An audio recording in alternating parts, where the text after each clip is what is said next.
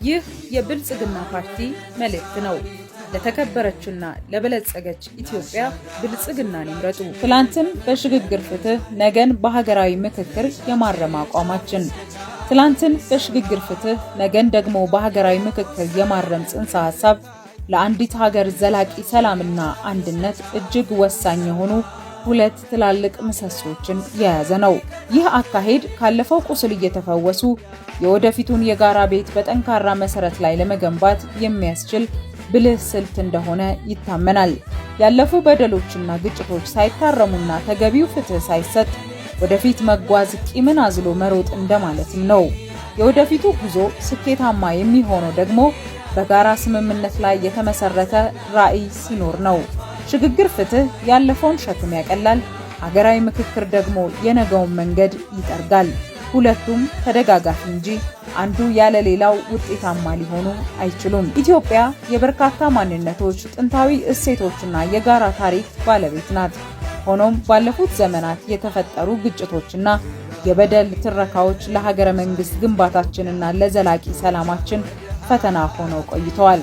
ፓርቲያችን ብልጽግና እነዚህን ታሪካዊና መዋቅራዊ ስብራቶች ለመጠገን ትናንትን በሽግግር ፍትህ፣ ነገን በሀገራዊ ምክክር የማረም ጽኑ አቋም ይዞ እየተንቀሳቀሰ ይገኛል። የፓርቲያችን እሳቤ በበቀል ላይ ሳይሆን በእውነት በፍትህና በእርቅ ላይ የተመሰረተ ነው። ያለፉ በደሎችን በዝምታ ማለፍ ቂምን ማምረት መሆኑን እንረዳለን። ስለሆነም የወንጀል ተጠያቂነትን፣ እውነትን ማውጣትን፣ ምህረትና ካሳን እንዲሁም ተቋማዊ ሪፎርምን ያካተተ ሀገር በቀል የሽግግር ፍትህ ስርዓት እንዲኖር ቆርጠን ተነስተናል። ትናንትን በሽግግር ፍትህ ማከም ማለት ባለፉት ዓመታት የተከሰቱ የታመቁ ቁስሎችን፣ የሰብአዊ መብት ጥሰቶችንና ግጭቶችን በግልጽ አውጥቶ በመወያየት ለዘላቂ ሰላም መሰረት መጣል ማለት ነው። ይህ ሂደት በበደልና በቂም የተሞላውን ትናንትን ወደ ኋላ ትተን ለመሻገር እውነትን በማውጣት ጥፋተኞችን ተጠያቂ በማድረግና ለተጎጂዎች ካሳና እውቅና በመስጠት ላይ ያተኩራል። የሽግግር ፍትህ ዋና ዓላማው የቂም በቀልን አዙሪት ሰብሮ ማህበራዊ ትስስርን ማደስና ዜጎች በመንግስትና በተቋማት ላይ ያላቸውን እምነት መልሰው እንዲገነቡ ማድረግ ነው። ያለፈውን ታሪክ በፍትህ ሚዛን ሳንቃኘውና ቁስላችንን ሳናክመው ወደፊት መራመድ ስለማይቻል የሽግግር ፍትህ ለሀገራዊ መረጋጋት ወሳኝ ቅድመ ሁኔታ ነው። ልዩነት በጠረጴዛ ዙሪያ በሰላማዊ መንገድ እንዲፈታ፣ ብሔራዊ መግባባት እንዲሰፍንና አዲስ የፖለቲካ ባህል እንዲገነባ ብቸኛው መንገድ ደግሞ ሁሉን አቀፍ ምክክር እንደሆነ እናምናለን። ነገን በሀገራዊ ምክክር መቃኘት ማለት በኢትዮጵያ ለዘመናት የዘለቁና ለልዩነት ምክንያት የሆኑ መሰረታዊ የፖለቲካና የታሪክ ጉዳዮችን በጠረጴዛ ዙሪያ መፍታት ማለት ነው። ይህ ሂደት ሁሉንም አካታች በሆነ መልኩ ልዩነቶችን በኃይል ሳይሆን በውይይትና በሐሳብ የበላይነት ለመፍታት የሚደረግ ጥረት ነው። በሀገራዊ ምክክሩ አማካኝነት በጋራ እሴቶች፣ በህገ መንግስታዊ ጉዳዮችና በሀገረ መንግስት ግንባታ ላይ ብሔራዊ መግባባት መፍጠር ይቻላል።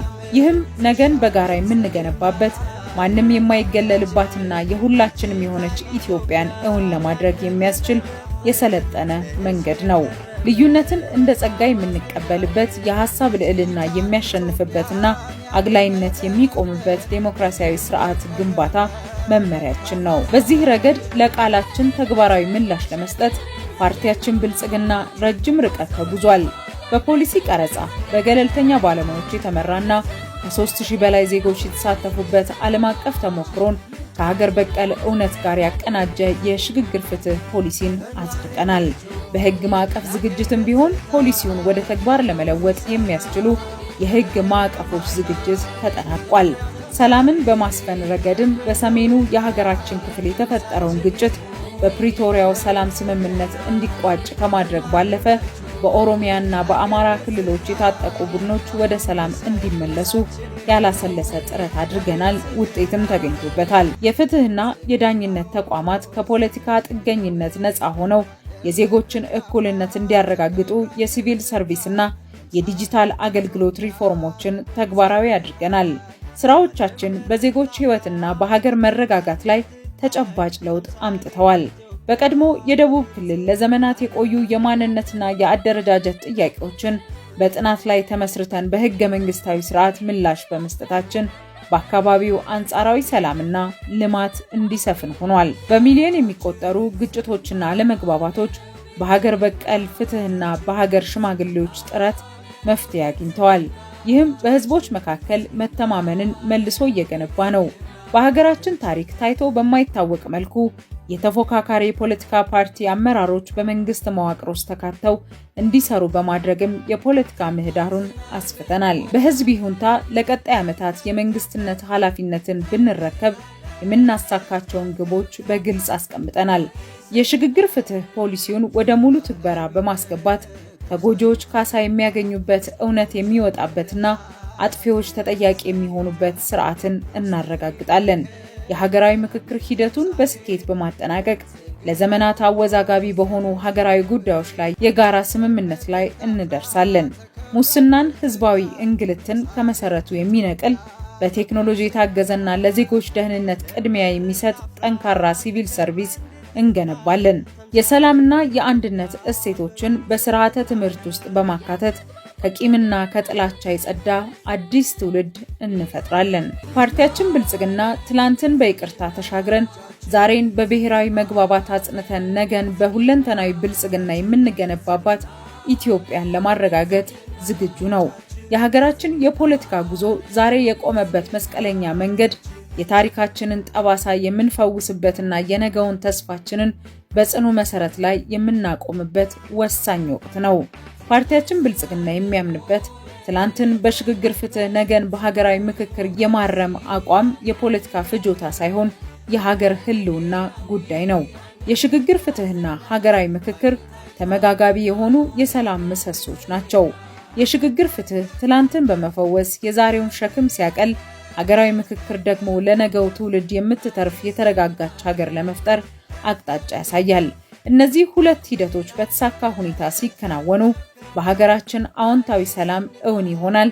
በዚህም ዜጎች ካለፈው ስህተት ተምረው የዛሬውን ልዩነታቸውን አቻችለውና ለነገው የጋራ ተስፋቸው በጋራ የሚቆሙባትን ጽኑ ሀገር መገንባት ይቻላል። ባለፉት ዓመታት ያሳለፍናቸው ግጭቶችና የመብት ጥሰቶች በዜጎቻችን ላይ ያደረሱት ስቃይ፣ መፈናቀልና ሞት በዝምታ የሚታለፍ አይደለም። ነገር ግን ቁስላችን የሚድነው በበቀል ሳይሆን በእውነትና በፍትህ ነው። የጀመርነው የሽግግር ፍትህ ሂደት ዓላማው ግልጽ ነው።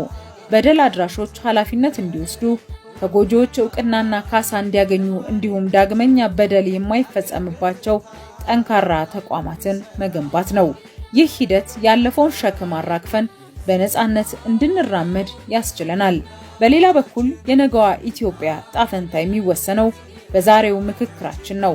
ሀገራዊ ምክክር ማለት ልዩነቶቻችንን በጠመንጃ ሳይሆን በሐሳብ የምንፈታበት፣ ለዘመናት የቆዩ አወዛጋቢ ትርክቶችን በጠረጴዛ ዙሪያ የምናክምበትና አዲስ ብሔራዊ ቃል ኪዳን የምንገባበት የታሪክ አደባባይ ነው።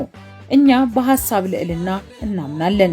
ለዚህም ነው ሁሉንም ወገኖች ያሳተፈ ምክክር እንዲካሄድ ምቹ ሁኔታዎችን ስንፈጥር የቆየ ነው። በመጪው ዓመታትም አብላጫ ድምፅ አግኝተን መንግስት ስንመሰርት እነዚህ ጅምር ስራዎቻችን ወደ ስኬት ይሸጋገራሉ።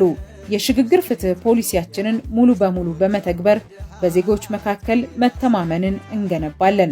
በሀገራዊ ምክክር ውጤቶች ላይ ተመርኩዘን ህገ መንግስታዊ ስርዓታችንንና ተቋሞቻችንን ይበልጥ አሳታፊና ፍትሃዊ እናደርጋለን።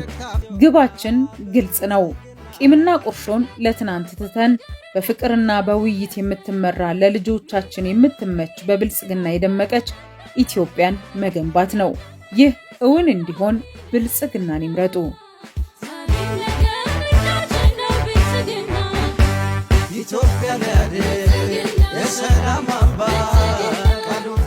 ምልክታችን የስንዴ ነዶ ነው። የስንዴ ነዶ የመደመር፣ የአንድነት፣ የትብብር ተምሳሌት ነው።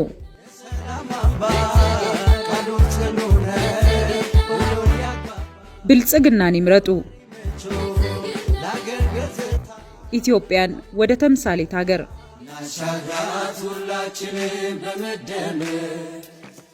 መድረሻችን ጫፍ እስከ ጫፍ እንዲሰማ ለኩሰው ይቀጣጠል የድል ሻማ